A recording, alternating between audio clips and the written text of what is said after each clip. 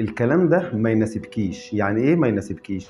يعني لما تيجي تقول يا جماعه مين يقول لي على دواء كحه كويس للعيال، بتقول لك خدي الدواء ده حلو، كان الدكتور كتبه لابني. كتبه لابنها مش لابنك، يعني مش كل الاطفال، هو كتبه لابنها بيكح.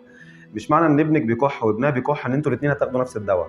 الاعراض لو متشابهه ده مش معناه ان التشخيص واحد وان العلاج واحد. بمعنى ان ممكن يكون في طفل بيكح وعلاجه بسيط، وفي طفل بيكح محتاج يتحجز في المستشفى، وفي طفل بيكح محتاج مضاد حيوي، في طفل تاني بيكح محتاج كورتيزون، وهكذا. فتشابه الاعراض مش معناه ان هو تشابه التشخيص. وبالتالي انا لما اقول لام اعملي كذا ده ما يمشيش لكل الاطفال، انا بقول لابنك انت بس.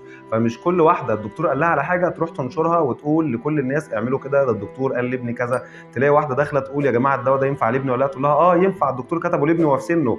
هو الشرط الوحيد السن ولا الحاله ككل؟ يعني انا بقعد مع الحاله اسمع قصته ايه وعنده ايه وما عندوش ايه ونفصل له الدواء اللي يناسبه. لكن مش شرط الوحيد السن. تلاقي واحده داخله كاتبه على الجروبات الدواء ده يا جماعه ينفع لابني عنده 6 شهور، تقول لها اه عادي الدكتور كتبه لابني في السن ده. ما هو كتبه لابنك انت مش لابن كل الستات اللي في الدنيا. فيا ريت بعد اذنكم بلاش تفتوا. مش معنى ان الدكتور كتب لك علاج انه ينفع لكل الاطفال. الكلام ده ما يناسبش كل الناس. انا لما اكتب دواء لحاله معينه ده مش معناه ان هو ينفع لكل العيال.